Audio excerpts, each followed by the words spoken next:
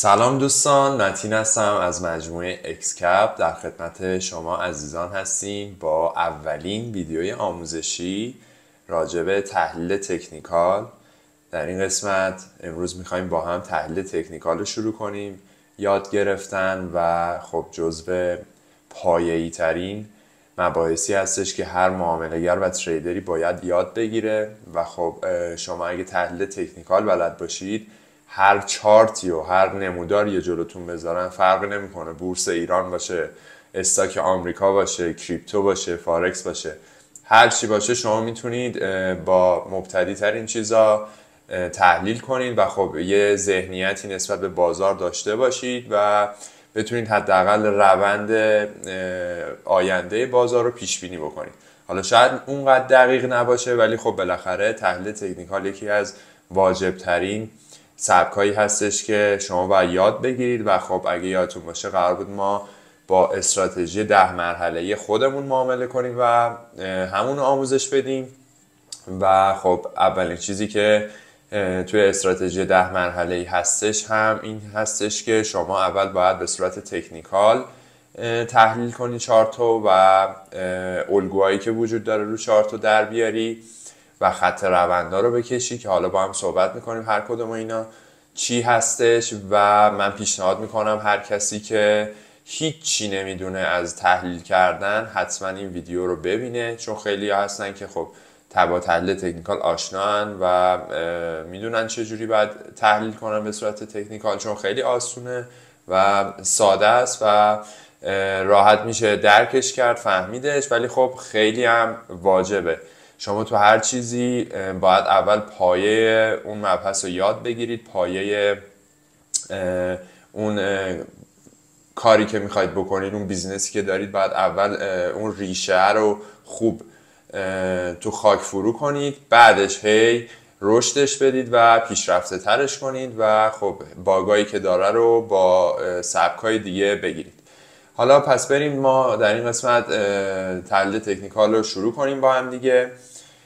پس پیشنهاد میکنم هر کسی که هیچی نمیدونه حتما این ویدیو رو با دقت ببینه، چون قراره این قسمت یاد بگیره که چجوری میتونه اصلا به چارت نگاه کنه، هر کدوم این چیزایی که رو چارت میبینه اصلا روی نمودار میبینه چی هستش و دیگه قدم به قدم با هم جلو میریم تا شما مثل خودم به یه تریدر حرفه‌ای که به چارت و سبک معاملاتی مسلط هستش تبدیل بشید.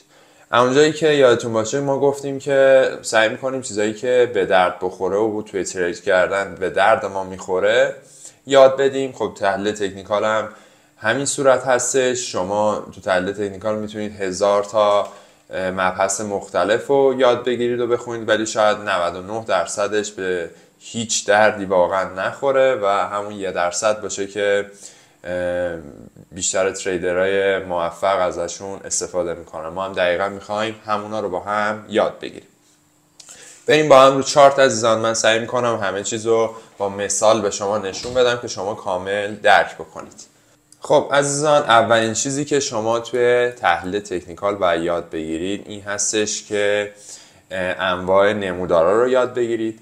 ما 3 نوع نمودار داریم. یه دونه نمودار میله‌ای داریم که به این صورت هستش و میبینید شکلش به این صورته و نمودار میله‌ای به ما چی رو نشون میده عزیزان؟ به ما نشون میده که قیمت کجا باز شده تا کجا رفته بالا یا پایین و کجا بسته شده. خب حالا نمودار شمعی یا همون کندل استیک هم همین رو به ما نشون میده، زیاد فرقی با نمودار میله‌ای نداره. این کندل ژاپنی هم بهش میگن یا همون کندل استیک که میبینید که زیاد فرقی با نمودار میله‌ای نداره و فقط تنها فرقش اینه که این یه ذره نازک‌تره که ما اصلا استفاده نمی‌کنیم و ما از کندل استفاده می‌کنیم توی استراتژیمون و میشه گفت همه تقریبا از کندل استفاده می‌کنن. و نمودار لاین فقط از آن کلوز کندل با نشون میده، یعنی توی اون تایم فریمی که ما داریم چک می‌کنیم فقط جایی که قیمت تموم شده تو اون بازه زمانی، مثلا ما اینجا تو تایم فریم 15 دقیقه هستیم، درسته؟ یعنی هر کندل ما 15 دقیقه هستش. خب توی نمودار خطی فقط کلوز کندل، یعنی جایی که قیمت توی اون 15 دقیقه تموم شده رو به ما نشون میده. ولی داخل نمودار شمعی یا همون کندل استیک، همونطور که میبینید ما یه سری سایه داریم. بذارید من زوم بکنم قشنگ براتون که با هم واضح ببینیم به چه صورتیه. ببینید مثلا این کندل رو شما ببینید، این کندل سبز رنگ، من اینجوری هم برای شما بکشمش، رنگش هم عوض بکنم و اینم اکستندش رو بردارم. خب ببینید عزیزم، مثلا این کندل رو که من برای شما کشیدم، ببینید این به ما چی رو نشون میده؟ نشون میده که قیمت، نکنید محسبن کجاست، نشون میده توی تایم فریم 15 دقیقه، یعنی توی بازه زمانی 15 دقیقه، توی 15 این یه 15 دقیقه بوده، این یه 15 دقیقه بوده، این یه 15 دقیقه بوده. خب توی تایم فریم 15 دقیقه، یعنی تو بازه زمانی مثلا نکنید اینجا ساعتش هم زده، تو ساعت 15 و 45 دقیقه، اگه این پایین رو ببینید 15 و 45 دقیقه زده، تا بازه زمانی 16 یعنی 4 قیمت از اینجا از سایه پایینش شروع شده تا این بالا قیمت رفته. اوپنش اینجا بوده، ببین عزیزان، اوپن کندل اینجا بوده. خب اینجا قیمت باز شده تا این بالا رفته تا این پایین اومده، ولی جایی که بسته شده در نهایت توی اون بازه زمانی 15 دقیقه اینجا بوده. پس برای ما این شادوها یا این سایه ها نشون دهنده اینن که قیمت اون محدوده ها رفته، ولی توی اون تایم فریم، توی اون بازه زمانی اونجا کلوز نداده، اونجا بسته نشده و اومده اینجا بسته شده. یعنی ما تا اینجا هم قیمت رفته، ولی اومده در نهایت، یعنی دقیقا ثانیه آخر اون 15 دقیقه که تموم شده اینجا تموم شده، بعد یه اومده از اینجا دوباره شروع شده و اینجا دوباره اوپن ما بوده. درسته؟ من اینا رو پاک بکنم. نکنید 15 دقیقه بعدی که ما میایم اینجا دقیقاً اوپن، دقیقاً میبینید این قبلی کلوزش اینجا بوده، بعدی اوپنش دقیقاً موازی همین اینجا شروع شده، دیگه بالاتر نرفته، همینو ریخته توی 15 دقیقه ریخته و تا اینجا هم اومده، ولی در نهایت یه ثانیه قبل اینکه 15 دقیقه تموم بشه تو اون بازه زمانی اینجا بسته شده. دوباره ببینید کندل بعدی یعنی 15 دقیقه بعدی دوباره از همینجا شروع شده تا این پایین رفته قیمت، یعنی اینجا هم قیمت دیده رفته بالاتر هم دیده، ولی در نهایت اومده پایین و اینجا تموم شده. شما این کندل ها رو میتونید توی بازه های زمانی، تایم فریم های مختلف هم ببینید. مثلا ما الان تایم فریم 15 دقیقه رو با هم چک کردیم، هر کندل برای 15 دقیقه تا 15 دقیقه بعده، مثلا از 1 ربع تا 1 و نیم یا 2 ربع تا 2 و نیم، 2 و نیم تا 2 و 45 دقیقه، 1 ربع 1 ربع. حالا شما میتونید اینجا تایم فریم خودتون رو عوض بکنید و تو دل همین کندل 15 دقیقه شما طبیعتا 3 تا کندل 5 دقیقه میتونید ببینید. خب حالا ما چی گفتیم؟ گفتیم توی این کندل 15 دقیقه شادوها، یعنی ما قیمت تا اونجاها هم رفته ولی در نهایت اونجا بسته نشده، اینجا بسته شده. حالا ما بریم توی یک تایم فریم پایین تر، یعنی تایم فریم 5 دقیقه، طبیعتا 3 تا 5 دقیقه توی همین کندل 15 دقیقه هستش دیگه. درسته؟ یک بازه زمانی 15 دقیقه بوده، توی این 15 دقیقه 3 تا 5 دقیقه 5 دقیقه 5 دقیقه بوده. ما حالا بریم توی همین کندل رو ببینیم، احتمالاً ببینیم ما 3 تا کندل 5 دقیقه میبینیم که به ما نشون میده قشنگ قیمت رفته تا اونجا رو دیده و برگشته. دقیقاً نکنید تا اینجا میشه، نکنید 1 2 3 قیمت قشنگ از اینجا شروع شد تو اون 5 دقیقه، رفت تا این پایین، رفت تا اون بالا، بعد 15 دقیقه بعدی دوباره شروع شد. یا هر کدوم این کندل ها چی؟ یک کندل 5 دقیقه هستن. یعنی توی مثلا بذارید یک کندل دیگه بهتون نشون بدم، مثلا این کندل عزیزم، نکنید این کندل، اینو میخوایم با هم چک کنیم. خب این به ما نشون میده که این کندل 5 دقیقه، یعنی توی 5 دقیقه قیمت از اینجا اوپن شده، باز شده و تا اینجا ریزش داشتیم. خب توی همین کندل 5 دقیقه احتمالاً 5 تا کندل 1 دقیقه تو تایم فریم 1 دقیقه داریم. بریم با هم چک کنیم. اینو من اینطوری بکشم که بدونم کجاست. ناکنه همین تایم فریم 5 دقیقه بود. میریم تو تایم فریم 1 دقیقه احتمالاً 5 تا کندل داریم. ببینید. بله. دقیقاً 1 2 3 4 5. می‌بینید این 5 تایی که با هم ریختن. نشون میده که قیمت از اینجا اوپن شده، شروع شده و در نهایت توی 5 دقیقه اینجا تموم شده و هر کندل از کندل های کوچیکتر تو تایم فریم های پایین تر درست شد. پس این شد از مبحث کندل که خب بیسترین چیزیه که شما باید بلد باشید و با تایم فریم ها آشنا شدیم. شما تایم فریم های مختلف، کندل های مختلفی دارید که تو دل اونها تو تایم فریم پایین تر از کندل های مختلفی تشکیل شده که به ما نشون میده قیمت از کجا تا کجا توی همون بازه زمانی رفته. یه مثال دیگه با هم بریم که شما بیشتر درک کنید این موضوع رو. مثلا یه دونه که شادوی بلندی داره رو با هم چک بکنیم. شادو یعنی همون سایه عزیزان که با هم صحبت کردیم. شادو یعنی قیمت تا اونجا رفته ولی تو اون تایم فریم اونجا بسته نشده، اومده پایینتر. کلوز جاییه که توی اون تایم فریم یا تو اون بازه زمانی قیمت اونجا تموم شده و حالا میریم مثلا برای 15 دقیقه بعدی. اگه تایم فریم اون 15 دقیقه باشه، اینجا مثلا تایم فریم اون 1 ساعته هستش، یعنی این کندل ما 1 ساعت طول کشیده تا ببینیم تکلیفش چی میشه. اینجا اوپنش بوده، جایی که دقیقا موازی کندل قبلی میشه. اوپن این کندل، اوپن هر کندل میشه موازی دقیقا کلوز کندل قبلی. این کلوز این کندل بوده که این بالا بوده، دقیقا اوپن اینجا بوده که نشون میده قیمت تا اینجا هم رفته بالا. شادو رو ببینید، سایه رو ببینید. این سایه بهش میگن شادو، به ما میگه که قیمت توی این تایم فریم تا این بالا هم رفته ولی اینجا تموم نشده، تو اون بازه زمانی ریخته، حتی تا اینجا هم رفته پایین ولی باز اینجا هم یه سایه داریم، یه شادو داریم. میبینید این پایینش. اینو من براتون بکشم که واضح ببینید. نکنید این خودش یه شادوه، نشون میده که قیمت حتی تا اینجا هم اومده ولی کلوز کندل ما اینجا بوده و یعنی قیمت تو این بازه زمانی اینجا بسته شده. حالا همین کندل یه کندل 1 ساعته هستش. اگه بریم تو تایم فریم مثلا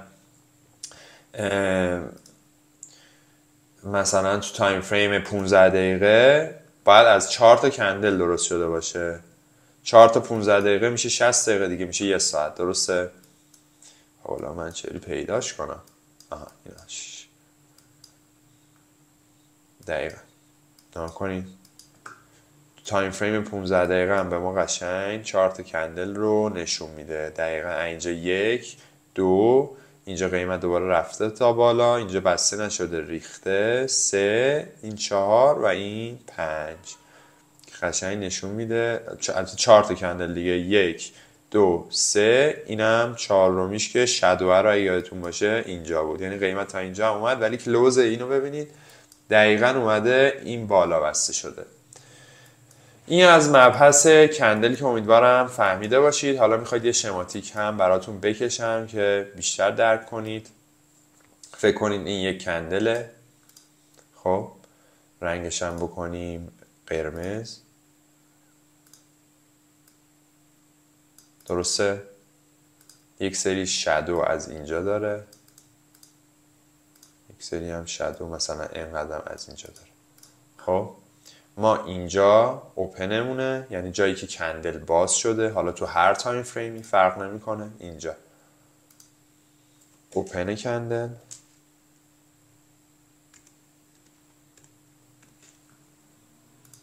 درست؟ این یه تیکه.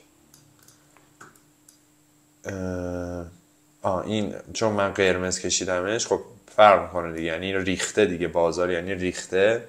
اینجا میشه اوپن کندلش. درسته؟ چون بازار ریزشی بوده قرمز شده. قرمز یعنی که ما ریختیم، پس قاعدتا از قیمت بالای اون کندل باز شده، پس اوپن کندلمون اینجا میشه. اینجا میشه کلوز کندل، جایی که بادی، به این میگن بادی عزیزان، به اینا میگن شادو. اینجا کلوز کندل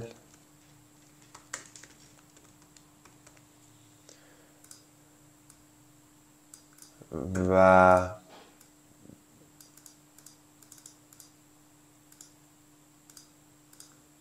به اینا میگیم شادو یا سایه که به ما نشون میده قیمت تا این بالا هم رفته ولی اینجا بسته نشده تو همون تایم فریم. امیدوارم که بفهمید، درکش کنید کامل. شادو و به این هم ما میگیم بادی کندل، بدنه کندل که به ما نشون میده اوپن و کلوز اون تایم فریم ما، اون کندل تایم فریم مثلا 15 دقیقه ما کجا بوده و قیمت کجا شروع شده تو اون تایم فریم، تو اون بازه زمانی و کجا تموم شده. بادی کندل این هم از این. خب این ابتدایی ترین چیزی بود که شما باید یاد میگرفتید که کندل اصلا به چه صورتی هستش و شادوها چی هن، بادی چیه، اوپن کندل کجاست، کلوز کندل کجاست، که حالا با هم یاد گرفتیم و حالا میریم ادامه مبحث تکنیکال رو با هم یاد بگیریم. مبحث بعدی که باید با هم یاد بگیریم عزیزان اینه که روندها چی هن توی بازار. خب ما میدونیم طبیعتا توی ریاضی داشتیم، تو فیزیک داشتیم، ما روند صعودی داریم، روند نزولی داریم و روند بی جهت یعنی بدون روند که روند نداره و یه جا رنج میزنه به اصطلاح، یا قیمت فقط بالا پایین میشه و یک روند خاصی نداره.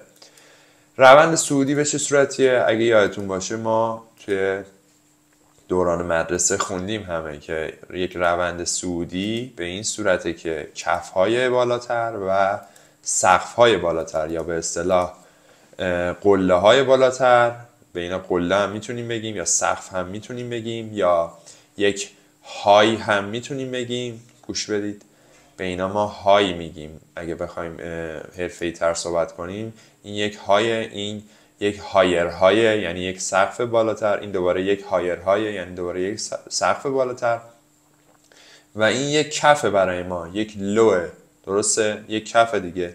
این یک کفه، دوباره کف بعدیمون چیه؟ کف بالاتر دیگه، پس میشه هایر لو. دوباره این چی؟ اینم دوباره یک کف بالاتره، پس میشه دوباره یک هایر لو. این کف از این کف بالاتره، این سقف از این سقف بالاتره، پس روند ما یک روند صعودیه. اینجا یک لوه که من با ال نشونش، حالا بذار لو بنویسم. اینجا یک های داریم یا یک سقف داریم یا یک قله داریم. دوباره بعدی یک هایر های، درسته؟ یعنی یک سقف بالاتر و یک کف بالاتر، lower high، یک کف بالاتر و به همین صورت. خب حالا روند نزولی به چه صورتی میشه؟ همینه دیگه، فرق نمیکنه، برعکسش میشه. روند نزولی هم دقیقاً برعکس همین، یعنی شما سقف و کف پایین تر دارید. نکنید یک سقف پایین تر، دوباره یک کف پایین تر، دوباره یک سقف پایین تر، دوباره یک کف پایین تر، دوباره یک سقف پایین تر. درسته؟ که به اصطلاح گفتیم به این میگن یک لو، به این میگن یک های. درسته؟ به این میگن یک کف پایین تر که میشه lower low و اینم یک سقف پایین تر که میشه lower high. دوباره این یک کف پایین تر که میشه lower low، دوباره این یک سقف پایین تر که میشه lower high، یعنی یک سقف پایین تر. و یک روند دیگه داریم که بهش میگیم رنج یا بدون روند، که قیمت بین دو تا محدوده فقط بالا پایین میشه و به ما بی تصمیمی رو نشون میده. یعنی نشون میده که قدرت خریدار و فروشنده تقریبا برابره زور هیچ کدوم به اون یکی نمیچربه. این جاییه که قیمت زورش نمیرسه نه بالا بره نه بیاد پایین. خریدارا زورشون نمیرسه قیمت رو ببرن بالا، فروشنده ها زورشون نمیرسه قیمت رو بریزونن. جفتشون به یه اندازه زور دارن تو مارکت. همین میشه که بازار قیمت به این صورت میشه، نکنید بالا پایین میشه بین یه محدوده مستطیل شکل، اینطوری بالا پایین میشه تا بالاخره یه جا مثلا زور خریدارا بچربه و بیاد این محدوده رو بشکنه و بعد یه پول بک و به سمت بالا حرکت بکنه. ما به این محدوده میگیم محدوده رنج یا محدوده بی تصمیمی که زور خریدار و فروشنده با همدیگه برابر عزیزان. پس اینم فهمیدیم. این شد روند صعودی که سقف و کف بالاتر میزنه، این شد روند نزولی که سقف و کف پایین تر میزنه و اینجا شد یک محدوده رنج یا بی تصمیمی یا تعادل که میبینید اصلا سقف و کف ربطی به هم ندارن. اصلا این میتونه اینجا باشه، این میتونه اینجا باشه، نمیدونم این یکی بیاد اینجا، این یکی بیاد اینجا، ولی خب میبینید بین یه مستطیل شکل هی داره بالا پایین میشه. نه این میتونه فروشنده میتونه قیمت رو بریزونه نه خریداره میتونه قیمت رو ببره بالا، تا یه جایی که بالاخره زور یکیشون به اون یکی بچربه و از این محدوده خارج بشه. حالا میتونه یهو مثلا پایین بشکنه. اینجا یعنی فروشنده ها زورشون بیشتر شده و به سمت پایین حرکت میکنیم. خب بریم با هم یه سری مثال ببینیم رو چارت. خب الان شما خودتون اول یه نگاه بندازید به چارت، به کندلا نگاه بندازید ببینم میفهمید روند صعودی کجاست، روند نزولی کجاست، رنج کجاست. قشنگ الان جلو چشمتون کامل میتونید ببینید. ببینید عزیزان این قسمت یک محدوده رنج دیگه، قبول دارید؟ نگاه کنید خیلی خوشگله، واقعا خیلی خوشگله. یعنی همین تکنیکال هم که بیسترین چیزه شما راحت تو چارت میتونید ببینید. نکنید قیمت بین این سقف و کف هی بالا پایین میشد. میبینید نشون میده که آقا دیگه زور اینا برابره، نمیتونن قیمت رو خیلی ببرن بالا، نمیتونن قیمت رو خیلی بریزونن. جفتشون به یه اندازه زور دارن. قیمت دیگه رسیده به یه جای تعادلی، یعنی دیگه دوست نداره از اینجا تکون بخوره فعلا تا بالاخره بیاد از یه جهتی بشکنه و نشون بده که آقا حالا دیگه قراره بریزیم. خب این از رنجش. حالا روند صعودی رو ببینید با هم. میبینید دیگه این یک روند صعودیه دیگه عزیزان، کامل معلومه. کنید اینجا یک کف داریم، اینجا یک سقف داریم، دوباره یک کف بالاتر، دوباره یک سقف بالاتر، دوباره یک کف بالاتر، دوباره یک سقف بالاتر، دوباره یک کف بالاتر، دوباره یک سقف بالاتر. میبینی؟ اینجا بنویسم براتون، بذار این رنگ اینا عوض کنم که شما قشنگ بفهمید. میبینید قشنگ روندتون رو میتونید اینجا بفهمید که شما الان توی روند صعودی هستید یا روند نزولی. خب طبیعتا وقتی توی روند صعودی هستیم یعنی زور خریدارا بیشتره دیگه، درسته؟ پس ما تریدرها باید بیشتر پوزیشن بای باز کنیم، بیشتر پوزیشن لانگ باز کنیم. شما همیشه باید سعی بکنید در جهت روند ترید کنید. به این حرف من گوش بدید عزیزان. شما 99% مواقع پوزیشنایی که میزنید، معاملاتی که باز میکنید باید در جهت روند باشه. اگه خلاف جهت روند باز بکنید احتمال استاپ خوردن و ضرر کردنتون خیلی زیاده. ولی اگه در جهت روند پوزیشن باز کنید احتمال سود کردن و تیپی خوردنتون خیلی زیاده. چون روند صعودی آقا زور بایرها اینجا بیشتره، زور خریدارا بیشتره. خب دیوونه هم مگه نرم تو تیم خریدارا؟ میرم تو تیم خریدارا منم میخرم. خب همینه دیگه، زور اونا بیشتره میرم تیم. حالا یه جا دیگه زور فروشنده ها بیشتره، من میرم تو تیم اونا، با اونا میفروشم. به همین سادگی. نکنید پس ما اینجا یک لو داشتیم، اینجا یک های داشتیم، درست؟ اینجا یک های داشتیم و بعدش یک کف بالاتر، یک لور های داشتیم یا LH میتونیم بذاریم به مخفف. حالا من بذار بنویسم براتون لور های یعنی یک کف بالاتر، اینجا هم دوباره یک سقف بالاتر. شما میتونید به همین راحتی بفهمید الان توی چه روندی هستید. چرا من این تکست رو گم میکنم؟ اینم هایر های، یعنی یک سقف بالاتر.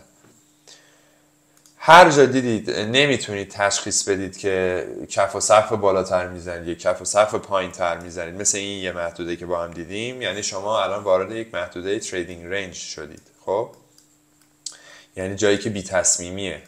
حالا اینجا رو ببینید عزیزان، اینجا واضحه دیگه، داریم همینطوری شارپی میریزیم، همینطور آبشاری داریم میریزیم. خب روند اون نزولیه. چجوری میتونی بفهمید؟ ناکن اینجا یه سقف دیگه، بالاترین نقطه قیمت رو ببین اینجاست دیگه، ریخته تا اینجا. اینجا یه کف، دوباره رفته بالا، اینجا یه سقف ساخته، دوباره ریخته، اینجا یه دونه کف ساخته، دوباره رفته یه سقف ساخته، دوباره ریخته تا اینجا یه کف ساخته، دوباره رفته بالا یه سقف ساخته، دوباره ریخته یه کف ساخته. خب واضحه دیگه، اینجا یه سقف داشتیم، یه کف داشتیم، رفته یه سقف جدید زده که این سقفمون نسبت به این سقفمون پایین‌تره دیگه. چیکار داری میکنید بابا متین؟ این سقفمون از این سقفمون پایین‌تره دیگه، درسته؟ پس تموم شد و رفت. ما وقتی سقف پایین‌تر میبینیم، یک کف پایین‌تر میبینیم، یعنی روند اون نزولیه. دوباره رفته سقف پایین‌تر، کف پایین‌تر، دوباره سقف پایین‌تر، دوباره کف پایین‌تر. پس اینم شد از روندها. حالا میخواید یه دونه تریدینگ رنج دیگه با هم ببینیم. ناکن از این یه تریدینگ رنج، ناکن این یه تیکه یه تریدینگ رنج. خب ناکن قیمت رفته بالا اومده پایین، دوباره رفته بالا اومده پایین. ناکن یه سقف ساخته، دوباره کف ساخته، بعد دوباره نرفته سقف بالاتر زده، رفته شادو زده، دوباره اومده ریخته تا پایین، دوباره رفته، دوباره همینجا، دوباره اومده تا پایین، تا بالاخره اومده از این زیر شکسته. این باکس مربعیمون رو، این محدوده رنجمون رو اومده از پایین شکسته و خب این نشون میده که آقا بالاخره فروشنده زورشون بیشتر شد. و میبینید بعد از اینکه اینجا رو میشکنه یه پول بک میزنه به سمت بالا که توضیح میدیم پول بک چیه، و بعد روند نزولی ما کامل به صورت آبشاری تشکیل میشه و قیمت همینطوری میریزه. پس اینا از مبحث روندها که با هم یاد گرفتیم. مبحث بعدی که باید با هم یاد بگیریم عزیزان، سطوح حمایت و مقاومته. حمایت و مقاومت هم که اسمش روشه. حمایت یعنی جایی که قیمت حمایت میشه، یعنی به سمت بالا میپره، یعنی جایی که معامله‌گرا حمایت میکنن از قیمت، دوست ندارن قیمت از اون ناحیه پایین تر بره و خب طبیعتا توی سطح‌های حمایتی قیمت سعی میکنه که به اون سطح‌ها واکنش بده و به سمت بالا بره. و سطح مقاومتی هم یعنی که معامله‌گرا میخوان مقاومت کنن نسبت به اون قیمت و دوست ندارن دیگه از اون قیمت بالاتر بریم و تو سر قیمت میزنن و باعث مقاومت کردن قیمت میشن و نمیذارن قیمت از اون سطح بالاتر بره. حالا من شماتیکش رو برای شما بکشم. شما فرض کنید قیمت داره به این صورت بالا میره، خب مثلا اینطوری بالا میره، میاد میخوره به این محدوده هی میریزه، میاد دوباره میخوره به این محدوده هی میریزه، دوباره میاد میخوره به این محدوده هی میریزه. خب ما اینجا نکنید تو این محدوده میبینید قیمت هی اومده بهش خورده ریخته، هی اومده خورده ریخته، خورده ریخته. پس ما اینجا یک سطح مقاومتی داریم که قیمت مقاومت میکنه نسبت به این که بخواد بالاتر بره و به همین صورت توی این قسمت پایینی هم اگه دقت کرده باشید هی قیمت میاد میخوره میره بالا، میاد میخوره میره بالا، میخوره میره بالا. پس اینجا هم یک سطح حمایتیه که قیمت دیگه دوست نداره بره پایین تر، باید حمایت بشه. معامله‌گرا نمیخوان بذارن آقا از اینجا دیگه قیمت بیشتر بریزه.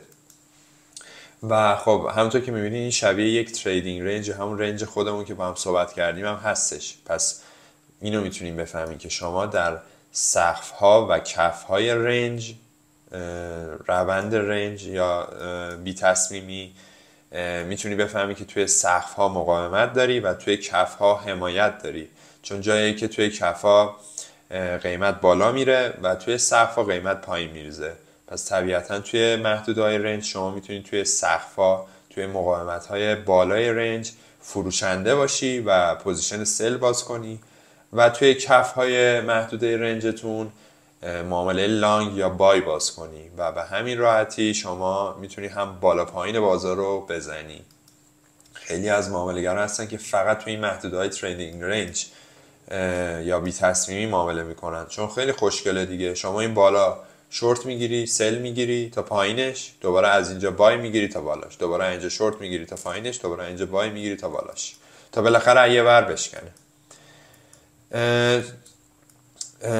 خب بریم سر مبحث بعدیمون. حالا این یک حمایت مقاومت بی روندی یا رنج بود که من برای شما توضیح دادم.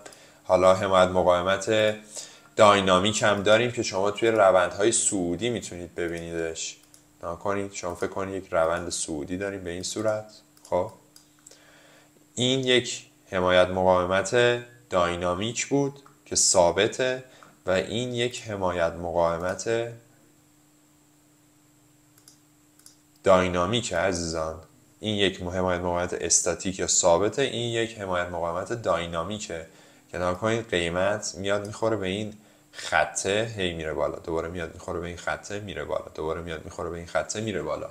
پس این خطه خیلی برای ما مهمه دیگه. پس این خطه یک خط حمایتیه برای ما که به اصطلاح بهش میگیم خط روند، که هم به ما روند رو نشون میده هم حمایته، که شما میتونید توی خط روندها معامله باز کنید در جهت روند اصلیتون. چون اینجا مثلا روند صعودی داشتی، شما وقتی میاد میرسه به اینجا، به این خط میرسه، میتونی یک پوزیشن بای باز کنی به همین راحتی. چون میدونی این خطیه که آقا معامله‌گر رو دوست ندارن بذارن از این خط بیاد پایین‌تر. این یک خط حمایتیه، پس شما میتونی به راحتی اینجا یک معامله بای باز بکنی با تیپی سقف قبلی.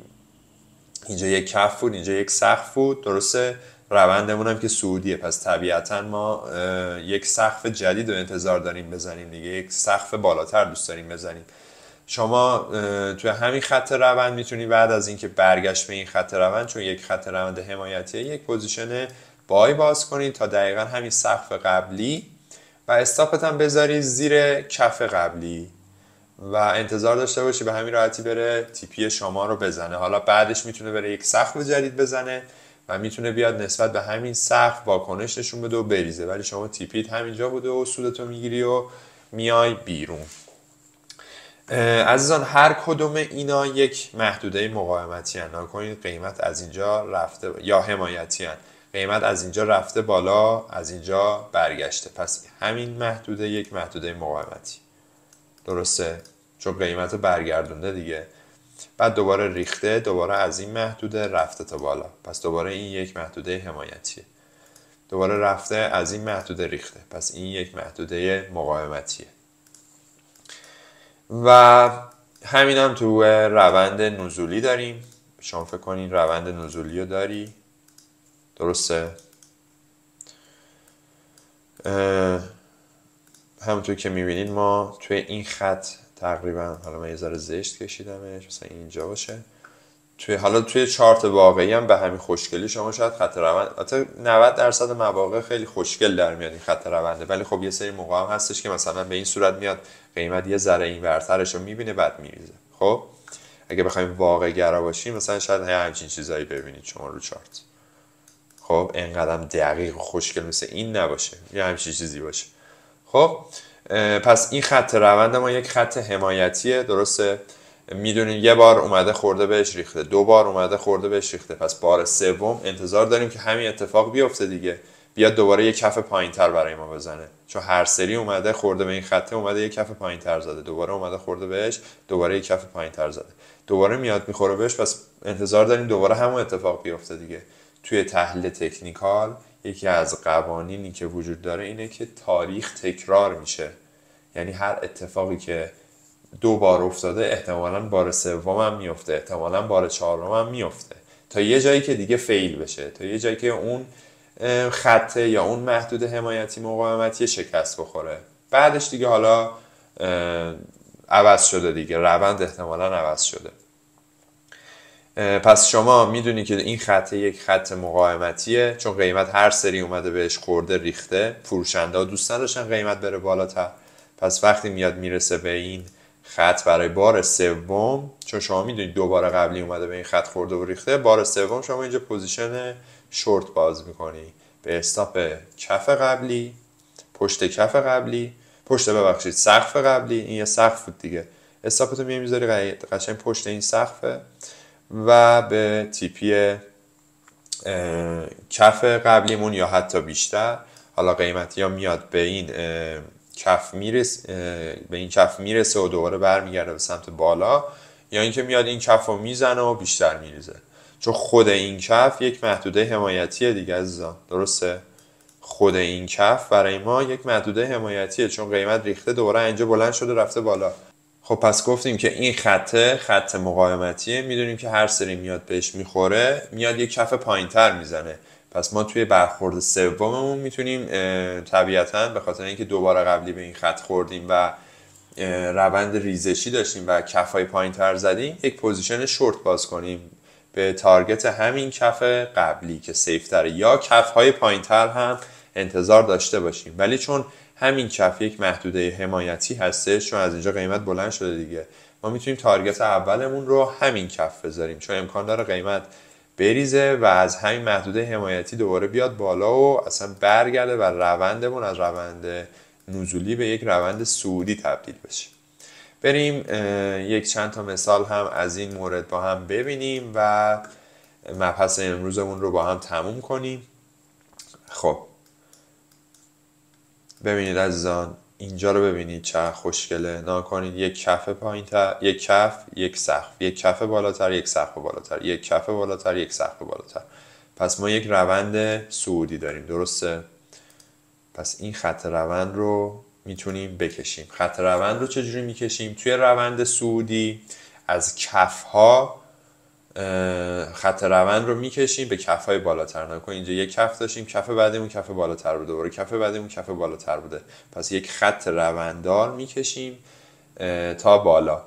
شما یه برخورد اینجا بوده، بار بعدی برخورد اینجا رفته سقف بالاتر برای ما زده، پس وقتی دوباره میاد میرسه به این خط برای بار سوم، احتمالا میتونی شما اینجا یک پوزیشن لانگ در جهت صعودی باز کنی، استاپتو بذاری زیر کف قبلی و تارگت اولت باشه سقف قبلیمون، چون خود این یک محدوده مقاومتی بوده، یا حالا تارگت بیشترت هم بگیری. و میبینید بعد از اینکه این خط روند شکسته میشه، میبینید روند ما عوض میشه اصلا.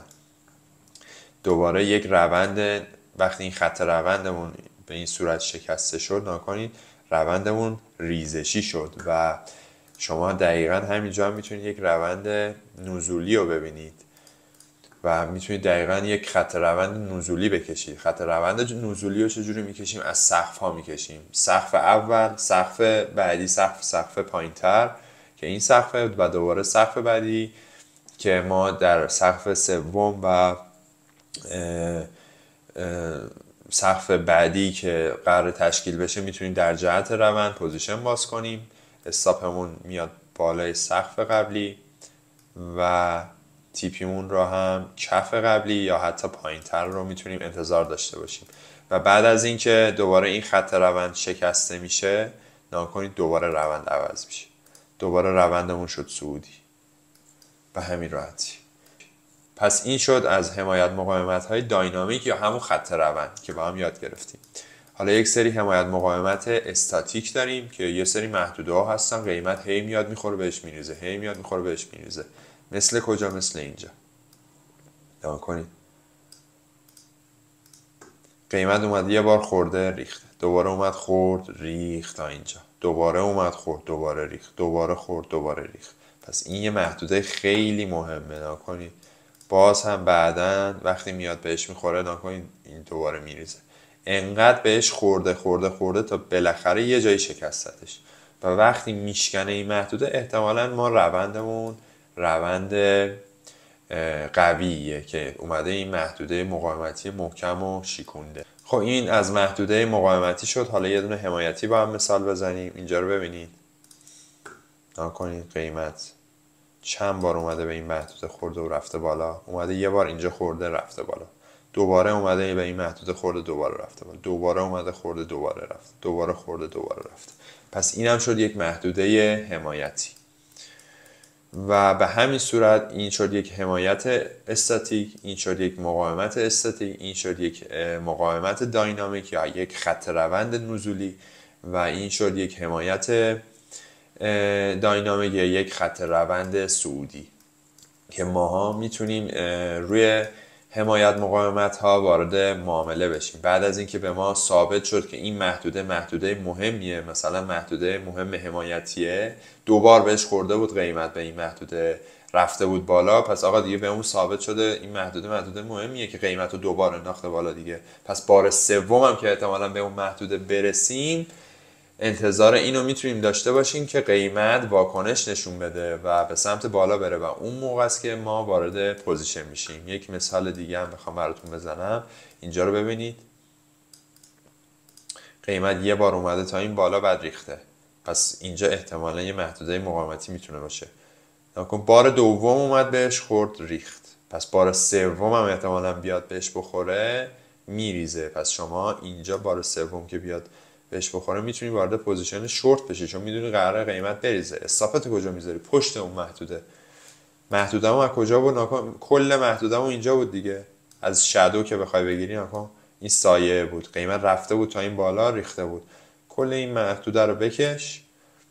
شما اینجا بار سوم که میاد بهش میخوره همینجا وارد پوزیشن شورت شو، استاپت بذار پایین که حالا شما توی سبک‌های دیگه میتونی تاییدیه بگیری که اصلا نقطه ورود دقیق بزنی دیگه، اینقدر با عجله وارد پوزیشن نشی بگی آقا بار سوم اومد خورد بذار من پوزیشن رو بزنم. خیلی موقع هم هستش که اصلا قیمت براش مهم نیست، میاد راحت بار اول اینجا خورده، بار دوم ریخته، بار سوم میاد ردش میکنه میره. شما توی سبک‌های دیگه میتونی دقیق تر وارد معامله بشی، ولی خب ما الان داریم بیس‌ترین و پایه‌ای‌ترین چیزا رو میگیم. اینم از این عزیزان، این از جلسه اول تحلیل تکنیکالمون. توی جلسات بعدی با موضوعات جدیدی آشنا میشیم که این مبحث تکنیکال کاملتر میکنه و با هم مثالای بیشتری میبینیم. امیدوارم که لذت برده باشید از این ویدیو و براتون خیلی مفید بوده باشه. لطفاً با من و بردیا جلو بیاید و سعی بکنید نظرات خودتون رو به ما بگید. حتما اگه پیشنهادی دارید، اگه سوالی دارید حتما با ما در میون بذارید و دوست دارم که به زودی با هم به نتایج خیلی خوبی برسیم. میدونم که اگه شما با من جلو بیاید به این استراتژی 10 مرحله‌ای مسلط بشید، یاد بگیرید، مثل من روزی واقعا روزانه میتونید سود کنید، روزانه میتونید پول در بیارید دلاری. مرسی ازتون، خسته نباشید، فعلا.